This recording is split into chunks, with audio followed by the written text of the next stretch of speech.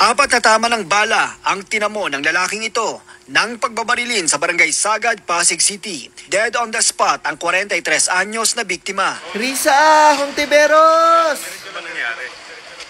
Ang suspect, ang dating child star na si John Wayne Sase. Sa investigasyon ng pulisya, batay sa salaysay ng mga nakita, naglalakad umano si Sase at ang biktima dito sa Feliciano Street, Lunes, alas 7 ng gabi. Maya-maya ay pinauna niya ang biktima sa kabinaril habang nakatalikod. Ay! Ayon sa mga kapitbahay, magkaibigan at madalas magkasama ang dalawa. Bago mangyari yung pamamaril, nag-uusap muna itong biktima at itong suspect. Bumili pa sila ng sigarilyo sa isang malapit na tindahan. Na without knowingly, nung nasa unahan na nga siya ng ating suspect, bigla na lang bumunot ng baril itong suspect natin.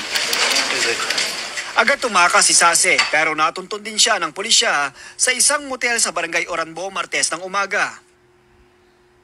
Na-recover kay Sase ang kalibre 45 na baril na ginamit umano sa pagpaslang. Ayon sa PNP, hindi pa malinaw ang motibo sa krimen. Yung anggulo na illegal drugs yung involved. Yun yung anggulo na tingnan natin ngayon. Base sa testimonya ng ating mga kamag-anak ng mga biktima, wala naman silang alitan o wala naman silang hidwaan itong suspect natin. Pero ayon sa kanila, itong suspect nga natin ay involved nga daw sa illegal na droga. Agoy! Risa Hontiveros! May sample na! Anong gagawin natin, Risa Hontiveros? Risa Hontiveros, may quiz ako sa'yo. Sino ang tutulungan? A. Yung binaril na walang kaawa-awa? Or B. Yung nagbaril nasangkot sa illegal na droga?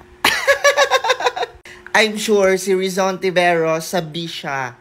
Oo, poprotektahan niya talaga yung kriminal, no?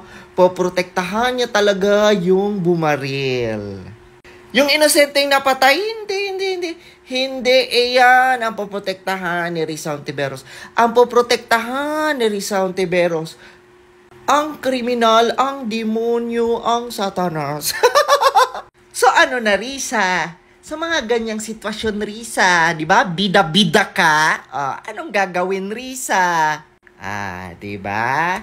Tapos may pasabi-sabi ka pa, hindi naman ako sasama sa impyerno. Kahit hindi ka sumama, Risa, doon ka pa din papunta.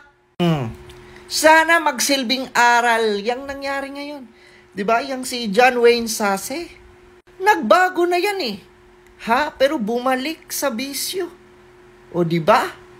Anyari, naging kriminal. Risa. Risa. Yung balita talaga, mga lods. Si Risa Hontiveros talaga yung nare-remember ko. Ano kaya ang kailangan gawin, Risa, no? Sus.